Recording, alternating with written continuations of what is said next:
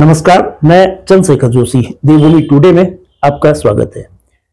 उत्तराखंड को इस साल 25 साल पूरे हो गए हैं और 1 नवंबर से उत्तराखंड की राज्य स्थापना का जो है सिल्वर जुबली यानी कि रजत जयंती समारोह मन रहा है और कल 11 नवंबर को ये कार्यक्रम संपन्न होगा।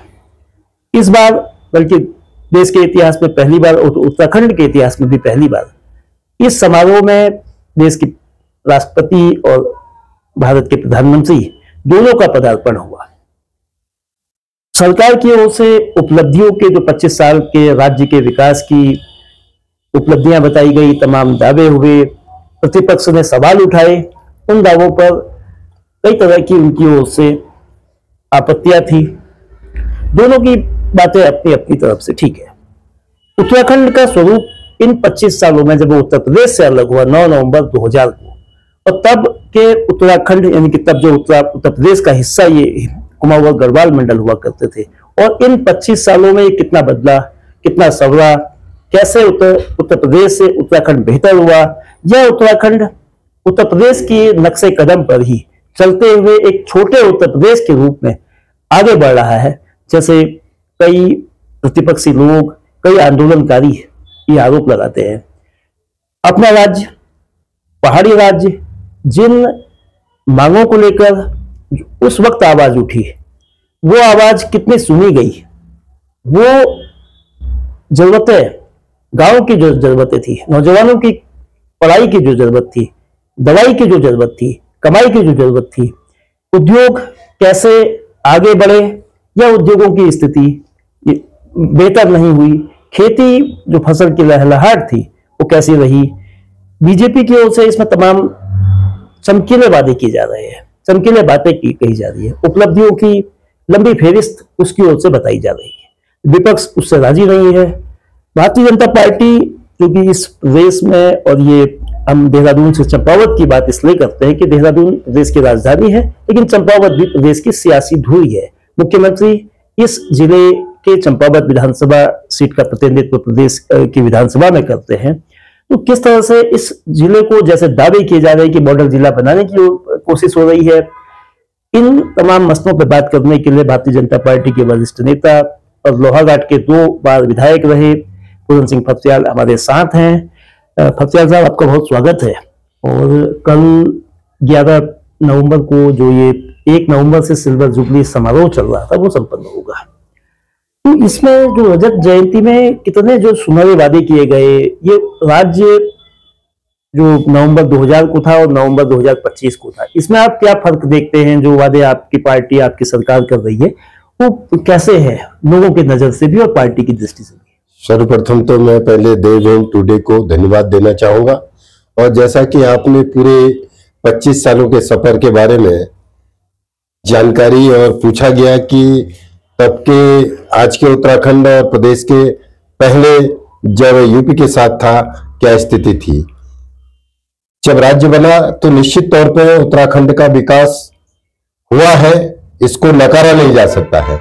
लेकिन वर्तमान जो परिस्थितियां बन रही हैं वो प्रदेश के लिए अच्छी नहीं बन रही है, क्योंकि नंबर 1 तो प्लेन्स और पहाड़, जैसे आप देख रहे हैं कि विधानसभा में भी तमाम ऐसी चीजें आ रही हैं।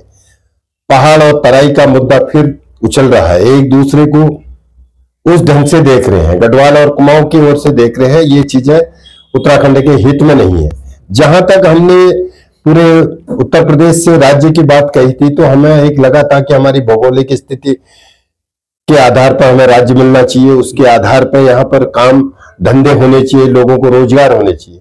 लेकिन आज जब परिस्थितियां, जब दूसरा परिसीमन यहाँ पर उत्तराखंड का हुआ तो उसके बाद पहाड़ के अस्तित्व पे थोड़ी चोट पड़ी और खतरे की स्थिति आई, क्योंकि यहाँ पर आज सीटें कम हो गई, 30-31 रह गई और तराई की सीटें 40 के आसपास चले गई हैं। ये बहुत चिंता का विषय पहली तो ये है कि जिस आधार पर हमने राज्य बना और जो मांगा, जिन परिस्थितियों में मांगा कि हम पूरे उत्तर प्रदेश के इतने भूभाग से लेके हम छोटा सा प्रदेश, हमारे पहाड़ की सुनवाई नहीं होती थी। कहीं दूसरा परिसीमन होगा तो फिर सीटें अगर घटेंगी तो पहली चिंता तो आज करने की आवश्यकता ये है।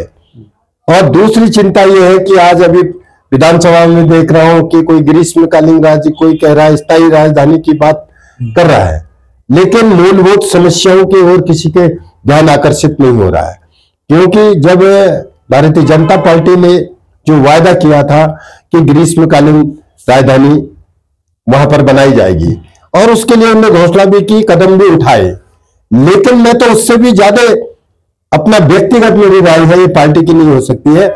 मैं कहता हूं कि अगर गैरसैंण का विकास करना है, उसे स्थायी राजधानी की ओर ले जाना है, तो पहले पर वहां पर जिला और मेडिकल कॉलेज हो, ये सुविधा हो, उच्च शिक्षा के अच्छे साधन हो, तो जब वहां विकसित होगा तो उस स्तर केवल राजधानी वहां बैठा देने से विकास होने वाला नहीं है। और जहां तक रोजगार का सवाल है, रोजगार में बहुत दिक्कतें हैं। जब हमारा राज्य बना तो जो शुडगिल एरिया था, जो फैक्ट्री इंडस्ट्री एरिया था, चाहे हरिद्वार है, देहरादून है, उधम सिंह नगर है, उसमें ये चीजें आई थी कि जब भी कोई इंडस्ट्रीज वाले को बाध्यता थी कि जब 80% बाहर के युवाओं को रोजगार दिया जाएगा, 20% बाहर के।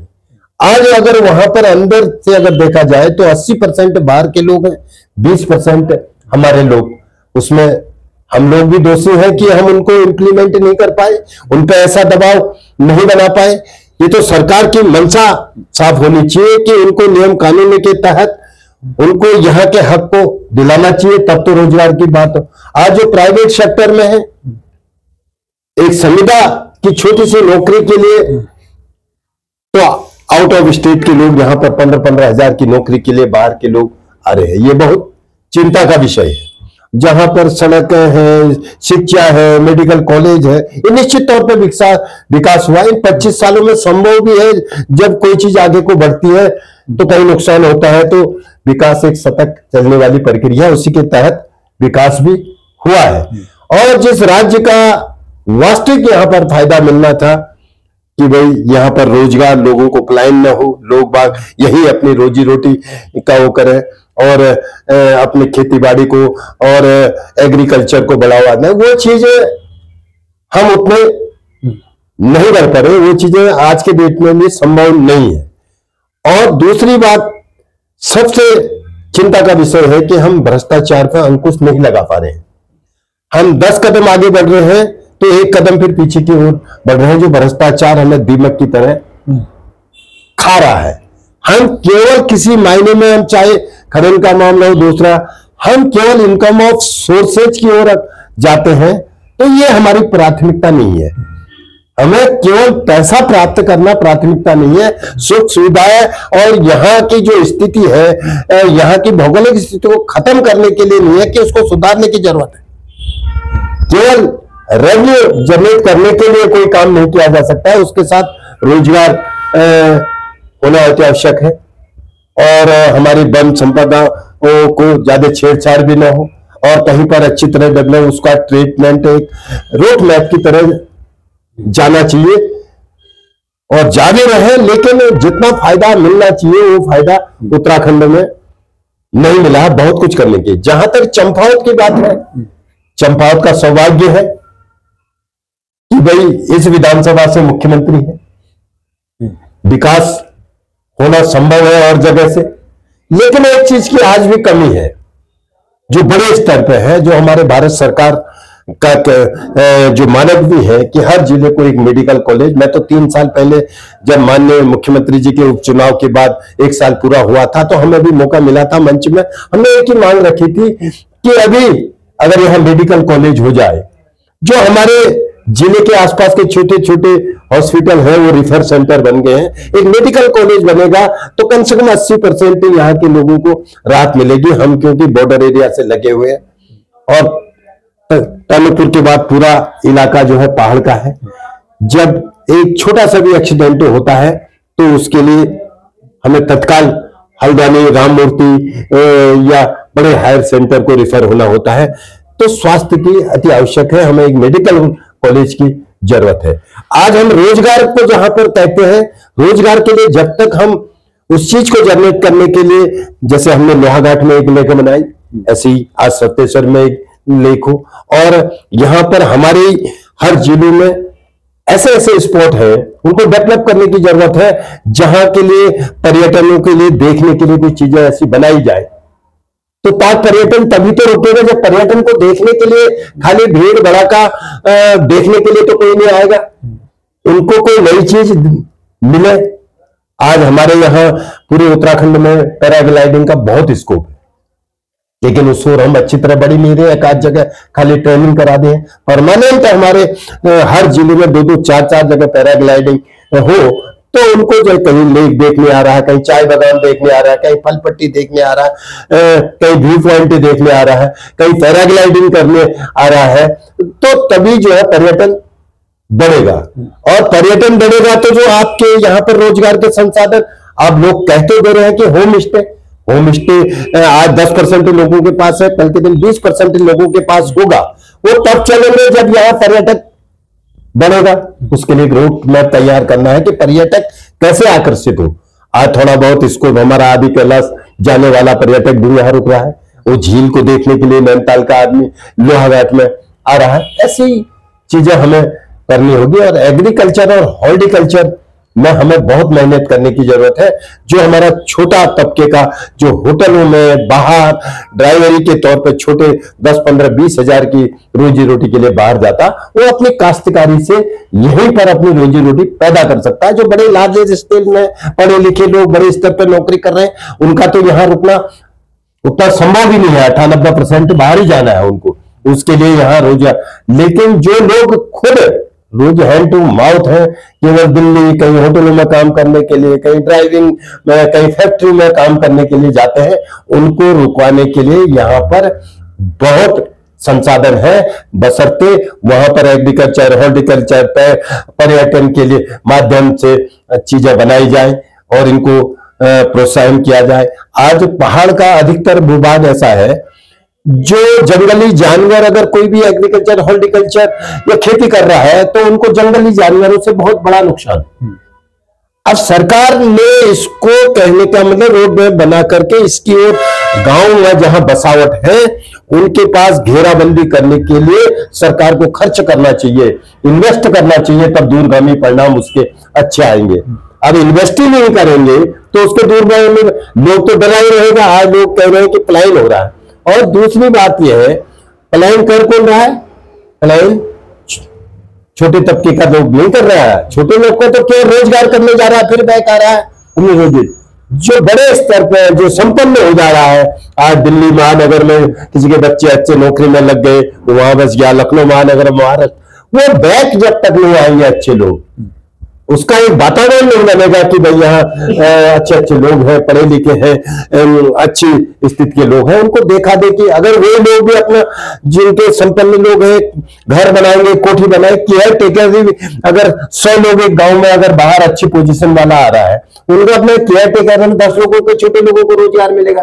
ये सोच जो बड़ा आदमी बन जा रहा है, वो ज्यादा भी अब नौकरी करने में भी, रिटायरमेंट के बाद भी अपने संसाधनों को लाके अपने गांव में बसे और लोगों को प्रोत्साहन करे।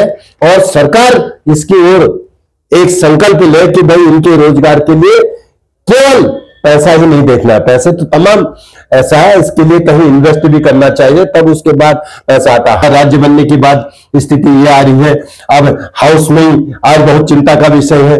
कोई कह रहा है कमीशन हो रहा है, दूसरा कह रहा है भाई नहीं हो रहा है, कोई वकालत कर रहा है। तो ये तू मैंने की राजनीति जो होगी ये बहुत घातक है। अब जब हाउस में जाने वाला व्यक्ति आदमी ऐसी पॉलिसी के लिए कोई बिल लाए, प्राइवेट मेंबर बिल लाए, कोई मुद्दे उठाए, उसमें कहने में सार्थक पहल हो, और सरकार को भी उसके ओर कोई विपक्ष का आदमी मुद्दा उठा रहा है तो सत्ता पक्ष के वाले का एक ही है कि सरकार को बचाओ, अच्छा हो रहा है, अच्छा हो रहा है। तो वास्तविकता में बोलने वाला व्यक्ति बहुत कम रह गए हैं। इससे भी जो आज उत्तराखंड को जो नुकसान उठाना पड़ रहा है। लेकिन राज्य बनने के बाद ऐसा नहीं है कि काम हुए हैं। जितने स्थिति हम सोचते थे हमारा आदमी, हमारा नौकरी होगा, IAS होगा, PCS होगा, हमारी अपनी पहचान होगी, ये हम नारा देते थे। जन जंगल की हम लड़ाई लड़ते थे, हम जो भाषण देते थे ये लोगों को आकर्षित करते थे। आज सबके साथ कुटराघात भी हो रहा है और विशेष तौर पे मैं माननीय मुख्यमंत्री जी से भी निवेदन करना चाहूंगा। चंपावत में तमाम विकास कार्य हुए हैं, ऐसी बात नहीं, लेकिन यहाँ की मूल आवश्यकता आज पर्यटन के तौर पर आगे बढ़ाने के लिए मेडिकल के तौर पर मेडिकल कॉलेज, इसकी आवश्यकता है। एक बड़े स्तर में रह के इन चीजों का निवारण होना चाहिए, आज नहीं तो फिर कब होगा। आपने भ्रष्टाचार को लेकर चर्चा करी और चिंता जताई। आपसे पहले नैनीताल के जो मौजूदा सांसद हैं, पूर्व केंद्रीय मंत्री अजय भट्ट, उन्होंने मंडी समिति के निर्माण कार्यों पर उंगली उठाई। हल्द्वानी के मेयर गजराज सिंह बिष्ट ने वहां विकास प्राधिकरण पर सवाल उठाए। डीडीहाट के विधायक बिशन सिंह चुफाल ने गुणवत्ता पे, निर्माण से लेकर कई सवालों से लेकर अनेक जगह सवाल उठाए। और जैसा विधानसभा में आपने बताया, जो विशेष सत्र इस समय चला, उसमें जो विधानसभा में विपक्ष के उपनेता थे, उन्होंने इस बात को कमीशन खोरी की बात कही। आखिर जब एक छोटे राज्य के पास आर्थिक संसाधन सीमित होते हैं, निर्माण कार्य, विकास कार्य और एडमिनिस्ट्रेशन में करप्शन के ऐसे खुले आरोप सत्ता से जुड़े हुए लोग, राजनीति से जुड़े हुए लोग लगा रहे हैं, तो इसको रोकने के लिए बीजेपी ने 2017 में, जब विधानसभा चुनाव से पहले 100 दिन में लोकायुक्त का अपना वादा किया था। 2017 के बाद 2022 के भी चुनाव हो गए हैं, तकरीबन 9 साल हो गए हैं। और 2011-12 में देश में लोकपाल को लेकर एक बहुत जबरदस्त जन आंदोलन चला। तो प्रदेश सरकार आखिर क्यों डरी हुई है, या क्या वो जीरो टॉलरेंस की बात कहती है अगेंस्ट करप्शन? तो यहाँ लोकायुक्त को या ऐसी कोई व्यवस्था जिससे भ्रष्टाचार पर नियंत्रण हो, काम की गुणवत्ता हो, विकास कार्यों इस तरह के हो कि लोगों तक, जो जरूरतमंद लोग हैं, जिस जगह के लिए वो योजनाएं बन रही है वहां तक लागू।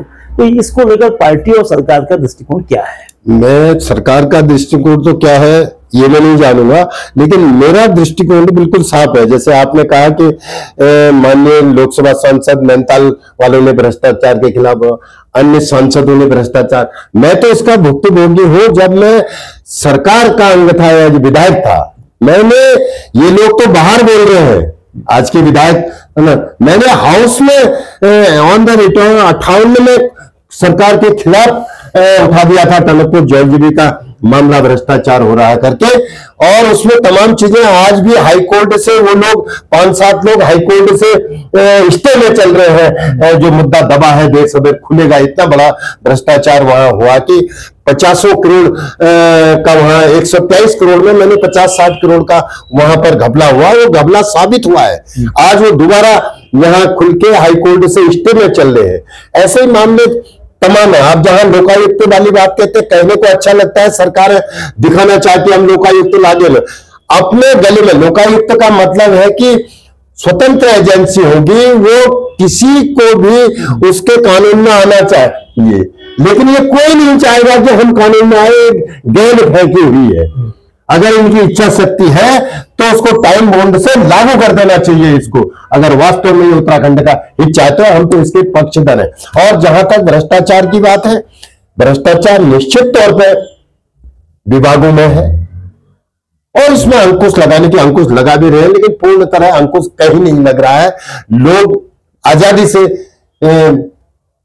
चाहे आप मंडी समिति की बात करें, उनने बिल्कुल सही बात की। मंडी समिति का तो काम कहीं दिख ही नहीं रहे, काम हो रहे हैं, कब हो रहे हैं, कब टेंडर लग रहे हैं, क्या हो रहा है धरातल पे, लोगों उसके क्वालिटी क्वांटिटी में कुछ दिख ही नहीं रहा।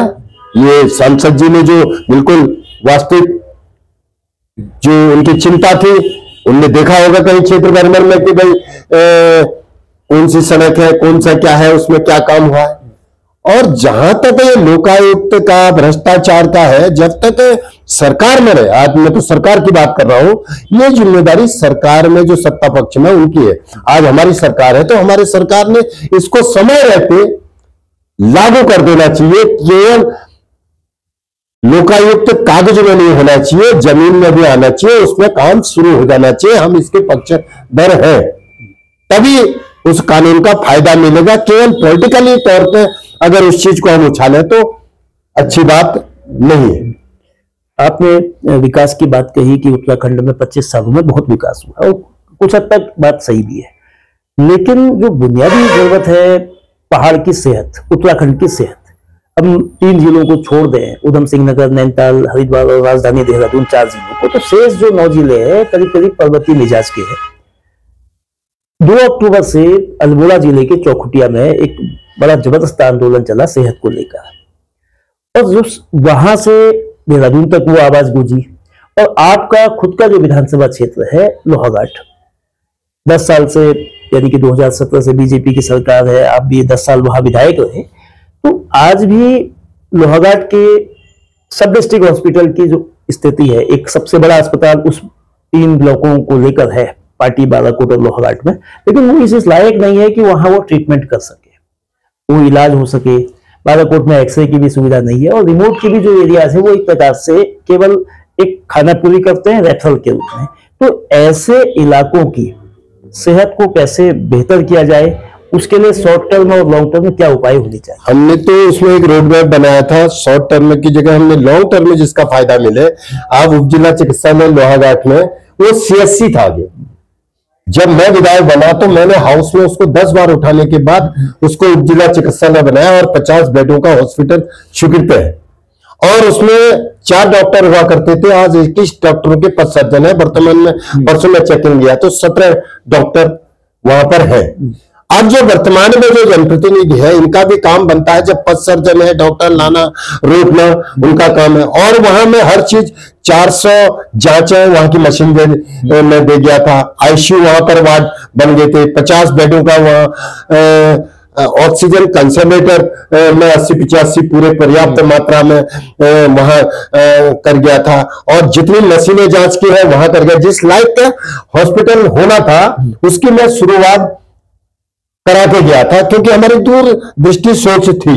लेकिन इन 4 सालों में जो चीज हम सीखे, 21 के 21 डॉक्टर आना चाहिए थे उसको, और वहां पर संसाधन और जुटने चाहिए थे, जो हम कर गए थे। जब 4 डॉक्टरों का हम 21 डॉक्टर करा गए, और एक रिफर सेंटर है करके हमने हाउस में बार बार इसको उठाया, और जब एक बार प्राइवेट सेक्टर में गया तो उसके बाद भी तमाम आंदोलन हुआ, उसको हटाने के लिए भी वहां के लोग आंदोलित हुए, तो मैंने उसको हटाने के बाद उप जिला चिकित्सालय बनाया। लगभग वहां पूरे संसाधन में की सुविधा कर गया था 60-70%। आज जस की तस हालत है, तो उसके लिए जो वहां के वर्तमान विधायक हैं या सरकार की अनदेखी, सरकार भी हमारी है, तो मैं व्यक्तिगत किसी पर आक्षेप नहीं लगाना चाहूंगा। इसको होना चाहिए, जिनकी आज जिम्मेदारी है, और हमसे कोई सहयोग मांगे तो हम सहयोग करने को तैयार हैं। हमें दूरदृष्टि फायदा होने के लिए ही हमने संघर्ष करने के बाद उप जिला चिकित्सालय ऐसे नहीं बनाए। हाउस की अगर उसकी प्रोसीडिंग अगर पुराना कोई निकाले तो 10 बार मैंने हाउस में उठाया है, तब वो उप जिला चिकित्सालय, और वहां पूरा 50 बेडों का मैं हॉस्पिटल बना गया था। दूसरी बिल्डिंग में 30 बेड के लिए आज वहां केवल 30 बेड लगाने, 50 बेड का बेड सेटिंग है, बेड भी में 50 के 50 डाल दिया। ऑक्सीजन कंसंट्रेटर 85-86 वहां पर ऑलरेडी है, जबकि 4 थे उस टाइम। और कहने का मतलब है ICU वार्ड एक नहीं था, मैं 2 कर गया था, एक और लगा रखा है इनने आजकल, और उसमें पूरा इंस्ट्रूमेंट में फुलफिल कर गया था।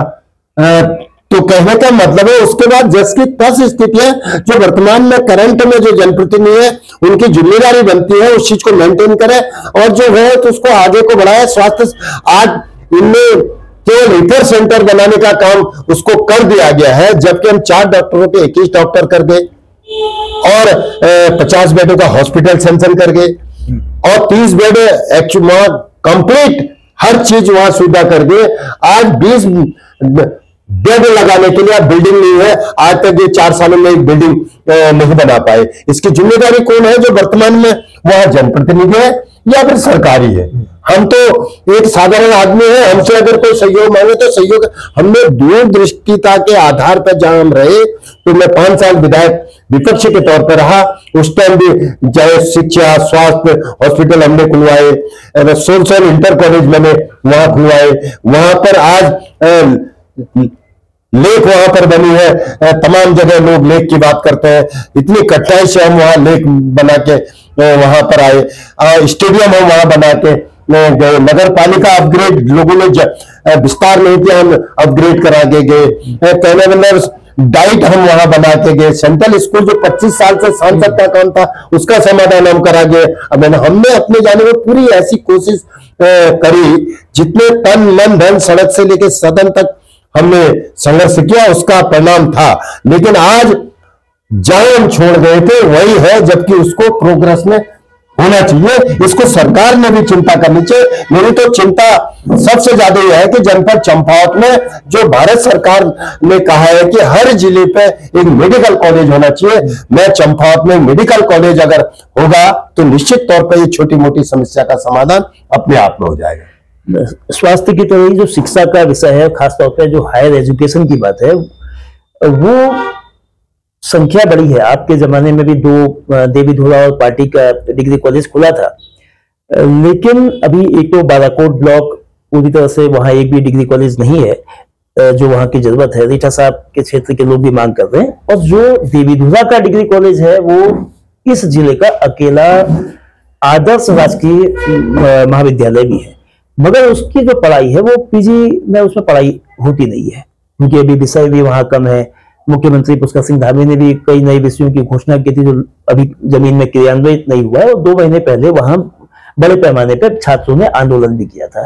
तो उच्च शिक्षा को बढ़ाने के लिए, और अभी 1 महीने पहले मुख्यमंत्री ने इस जिले में कृषि महाविद्यालय खोलने की बात की है, लेकिन लोहाघाट का जो कृषि विज्ञान केंद्र है, जो पंतनगर से जाहिर बात है कि एफिलेटेड है, उसकी भी बहुत स्थिति ठीक नहीं है। तो इन दोनों को, जो कृषि विज्ञान केंद्र को बेहतर करने के लिए और जो उच्च शिक्षा के जो डिग्री कॉलेज हैं, उनको अपग्रेड करने के लिए या बालाकोट में खोलने के लिए क्या कोशिशें हो रही है? अब इसके बारे में तो कोशिश जो होगी, जो वर्तमान में है, मैं तो यही कहूंगा कि इनको कोशिश करनी चाहिए।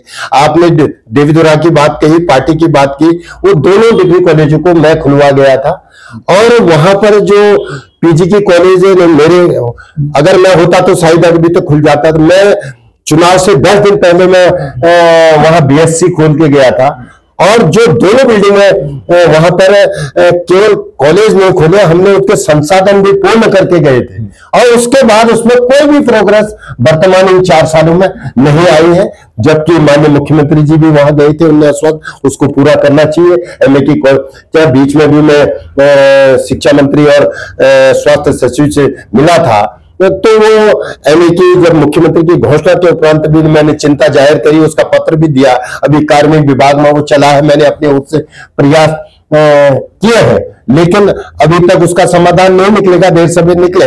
लेकिन जो वर्तमान में वहां के जनप्रतिनिधि हैं, उनको भी इसमें पहल करनी चाहिए, और सरकार को भी उसको देखना चाहिए कि पहाड़ का और जनपद चंपावत तो मुख्यमंत्री जी का कहने का मतलब है कि अपनी विधानसभा का भी, अपना जिला भी है, आदर्श जिले की बात भी होती है।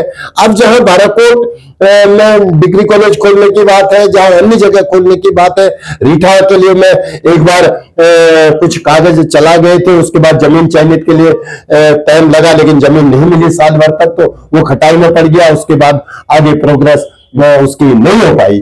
तो ज्यादा जिम्मेदारी आज जो वर्तमान में वहां के विधायक हैं, उन्हें इस पर पहल करनी चाहिए, खुलवाने के लिए उनके प्रोग्रेस जो भी वहां पर कमी है। हमने अपने टाइम पे जितना तन मन धन ईमानदारी से संघर्ष करके शिक्षा और स्वास्थ्य में जितना काम हमने किया, या पर्यटन में हमने किया, स्पोर्ट्स के तौर पर खेल पर मैंने हर ब्लॉक में छोटे छोटे खेल मैदान भी बनाए। हमारे बड़े दूरदर्शिता थी कि बच्चे खेलेंगे तो व्यसन की होने। आज हमारे लोहाघाट में मैंने अपने गांव के विषय के क्षेत्र में भी खेल मैदान बनाया, खेती काम में बनाया, यूनिटी कप चला है, अभी बराबर वहां के लोग खेलते हैं और बुराई से दूर रहते हैं। हमने ये बहुत अच्छी पहल करी थी, लेकिन 4 साल होने को है। 4 जनवरी को आचार संहिता 4-5 तारीख को लगी थी। 4 साल पे वहां जो संसाधन बनाए थे उन पे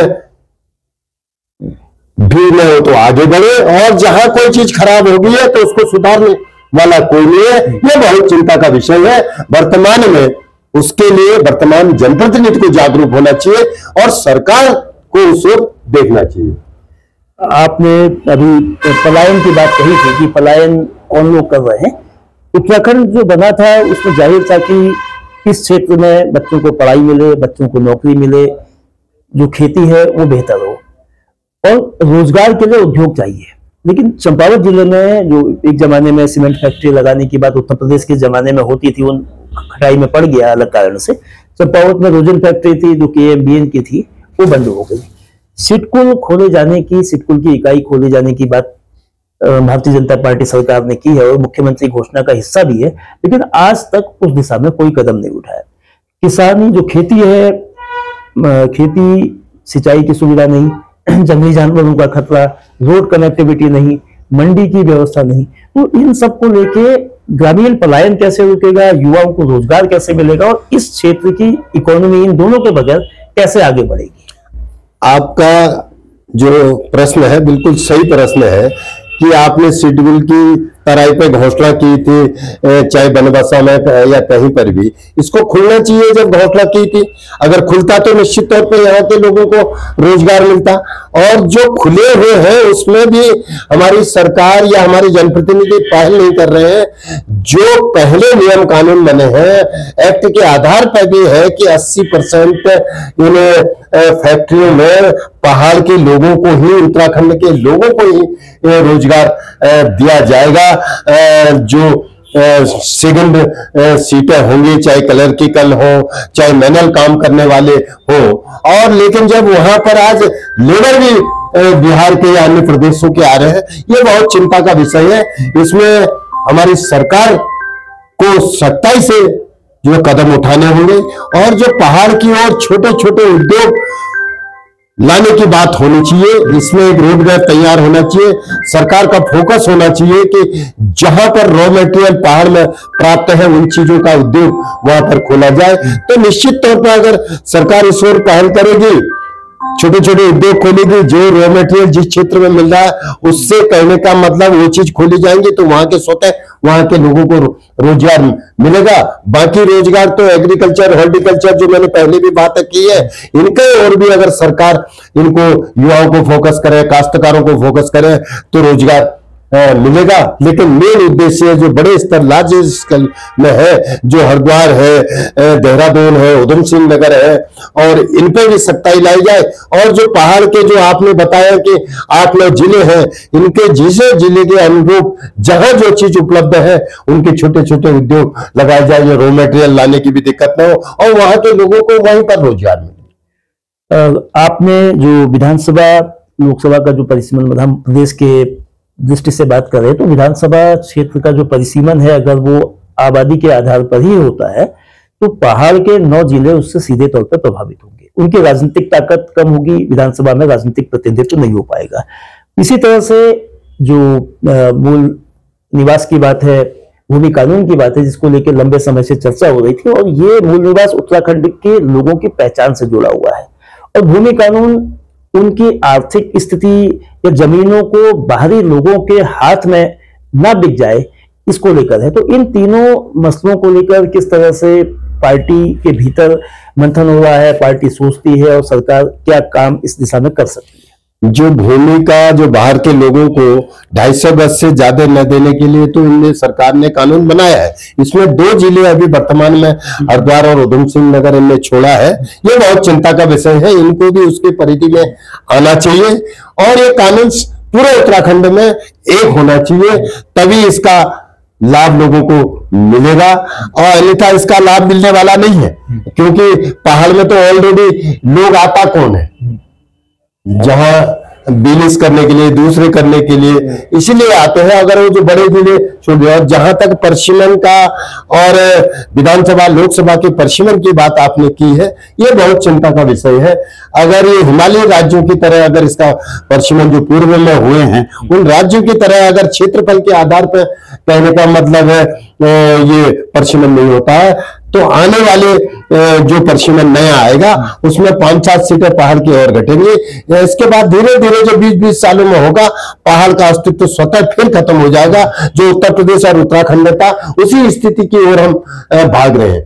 अगर भौगोलिक स्थिति की ओर तो कम से कम ये जो वर्तमान स्थिति है ये बैलेंस बने रहे, नहीं तो अभी 5-7 सीटें इस परिसीमन में घटेंगी, फिर 20 साल बाद फिर परिसीमन होगा। ये बहुत चिंता के हमारे हर जनप्रतिनिधि ने इसको मुखरता से इस बिंदु को रखना चाहिए। और जब परिसीमन होता है तो परिसीमन भौगोलिक स्थिति पहाड़ के हिसाब से हो, ये मांग उठानी चाहिए, इसका विरोध करना चाहिए कि जनसंख्या के आधार पर परिसीमन न हो, तभी ये संभव होगा कि पहाड़ का अस्तित्व बचेगा। एक आखिरी सवाल लाइफलाइन को लेकर, और ये लाइफलाइन एक नहीं दो जिलों की है, दोनों बॉर्डर डिस्ट्रिक्ट है। जो टनकपुर पिथौरागढ़ राष्ट्रीय राजमार्ग है, ऑल वेदर रोड के नाम से जाना जा रहा है, और इसमें बड़ी राशि लगी है, 1000 करोड़ रुपए से अधिक खर्च हुआ है। लेकिन ये सड़क निर्माण जो ऑल वेदर का पूरा होने के बाद और अब मरम्मत चल रहा है, उसमें भी 300 करोड़ रुपए से अधिक का खर्च आ रहा है। बावजूद इसके इस जिले में जो टनकपुर स्वाला सहित कई जगह डेंजर पॉइंट है, और बरसातों में एक प्रकार से दोनों जिले जो है बंधक बन जाते हैं। दोनों जिलों की आवाजाही, दोनों जिलों की जो गतिविधियां है, पर्यटन से लेकर आर्थिक गतिविधियां, कारोबारी गतिविधियां, सब चौपट। तो इसको लेकर बिशन सिंह चौपाल साहब ने भी सवाल उठाए थे कि इसमें समय पे काम नहीं हुआ है, भ्रष्टाचार हुआ है, लापरवाही हुई है। तो आपका क्या नजरिया? आपका भी चूंकि देहरादून जाना, हल्द्वानी जाना, नीचे मैदान को जाना, इसमें जो मेरा व्यक्तिगत मानना है, मैंने इसके लिए तमाम प्रयास भी किए। एक बार जब मैं विधायक था, खुद मैं धरने में बैठ के मैंने ठेकेदारों के खिलाफ, सरकार के खिलाफ भी वहां पर कार्रवाई करी, जबकि एनएच के उस ठेकेदारों ने उस टाइम तक 2 दिन तक काम भी बंद रखा। यहाँ 2-3 जो डेंजर जोन है, इसमें एक दुधारू भाई की तरह ये लोग काम कर रहे हैं। ये बहुत चिंता का विषय है। ऑल वेदर के नाम पर हर साल प्रोटेक्शन के नाम से, रोड ठीक करने के नाम पर पैसा ला रहे हैं, पैसा भी पता नहीं चल रहा ठेकेदार कौन आ रहा है। और बरसात के टाइम पे काम करते हैं, बाकी सूखे मौसम पे जो है वहां पर काम नहीं होता है। इसी के लिए मैंने जो एनएच और लोक निर्माण विभाग के सचिव को भी मैं ज्ञापन दिया था, उनसे मेरी वार्ता भी हुई थी। एचओडी पीडब्ल्यूडी एनएच को भी मैंने इस पर अपनी नाराजगी भी व्यक्त की थी, और मैंने प्रेस भी की थी कि ये ऑल वेदर रोड को आप अपनी दुधारू भाई मत बनाइए, आप इसका परमानेंट एक समाधान करिए। और जिन पॉइंटों पर आज काम चल रहा है, ये कंटिन्यू जब तक इन डेंजर जोनों में काम पूरा नहीं होता है, तो अन्यथा काम बंद होना चाहिए। ये भी मैंने सरकार, सचिव और लोक निर्माण विभाग के एचओडी से बात रखी। ये बहुत गंभीर मामला है, इसका समाधान होना चाहिए। ये हमने रिटर्न में भी कहा है, मौखिक भी कहा है, प्रेस भी किया है, इसका विरोध भी हमने कहा है। और तब से लेकर मैं लगातार, उसके बाद भी मेरी पीडब्ल्यूडी सचिव से भी बीच में बात हुई थी, एचओडी से भी बात हुई थी। उनने कहा इस बार हम इनका परमानेंट ट्रीटमेंट करेंगे, और जब मौसम अच्छा होगा उस टाइम में भी कंटिन्यू इसको हम पूरा करेंगे, ये आश्वासन उन्होंने दिया है। अगर ऐसा नहीं होता है तो कल के दिन इसके दूरगामी परिणाम गलत आएंगे, ये मैंने उनसे कहा है। और इसके लिए सरकार भी चिंता कर रही है। और जो आपकी चिंता है, बिल्कुल निश्चित तौर पर ये मैंने कहा कि भाई ये बॉर्डर रोड के साथ साथ भी जब फोर्सेज को अचानक जल्दी में कहीं जाना होता है तो वो भाया अल्मोड़ा इधर उधर उनको 4-4 घंटा फालतू लगता है। ये भी मैंने रिटर्न में सचिव और एचओडी को दिया था, और तब से लेकर अभी बीच में लगातार काम भी चला हुआ है इसमें। और इसमें खुद मुख्यमंत्री जी ने भी संज्ञान लेके यहाँ पर आए हैं। अब मुख्यमंत्री जी का ये व्यक्तिगत अपनी विधानसभा होने के साथ अपना जिला है और मुख्यमंत्री है, इनको सख्ताई से लेना चाहिए। हम अपनी ओर से पूरा प्रयास कर रहे हैं, हमारा भी दायित्व है, हम यहाँ के नागरिक भी हैं, हम यहाँ पे 2 बार विधायक भी रहे, तमाम पदों में भी रहे, पंचायतों में, तो हमारी भी जो जिम्मेदारी है हम बखूबी निभा रहे हैं। हम लगातार सरकार और विभाग में दबाव बने हैं कि इसका समाधान परमानेंट हो। बहुत धन्यवाद फतियाल साहब। बेबाकी से अपनी राय आपने रखी, उत्तराखंड के 25 साल के विकास की बात कही, और बहुत कुछ होना है ये भी कहा। ये विकास बेशक हो रहा है, लेकिन विकास केंद्रित ना हो, कुछ जिलों के लिए ना हो, विकास गांव के उन इलाकों तक भी हो जो सुदूर के हैं, पिछड़े हैं। और विकास के साथ जो अन्य समस्याएं हैं, उन समस्याओं को एड्रेस किया जाना चाहिए, उनका समाधान किया जाना चाहिए। लोगों की आजीविका कैसे बढ़े, लोगों को रोजगार के लिए जो बुनियादी जरूरतें हैं, जो औद्योगिक स्थिति को, जो छोटे उद्योग कैसे लगाए जाए, कृषि का कैसे विस्तार हो, जो स्थानीय फसलें हैं उनके लिए मंडी की उपलब्धता कैसे हो, ये जो छोटे छोटे काम हैं। साथ ही युवाओं की जो इच्छा है, युवाओं की जो महत्वाकांक्षा, उनके एस्पिरेशंस हैं, जो प्रतियोगी परीक्षार्थी हैं जो चाहते हैं कि निष्पक्ष परीक्षा हो और पेपर लीक जैसे मामले ना आने पाए, नकल विरोधी कानून है, सबसे कठोर कानून बनने के बावजूद, तो उत्तराखंड उत्तर प्रदेश की कॉपी ना बने, उत्तराखंड अपना रास्ता चले, आगे बढ़े। जैसा प्रधानमंत्री का खुद भी कहना है कि उत्तराखंड जो तीसरा दशक है 21वीं सदी का, वो उत्तराखंड का होगा। लेकिन उसके लिए जरूरत है कि विकास शहर में नहीं, शहर की चकाचौंध में न समाये, वो गांव के दूरस्थ गांव में भी जाए।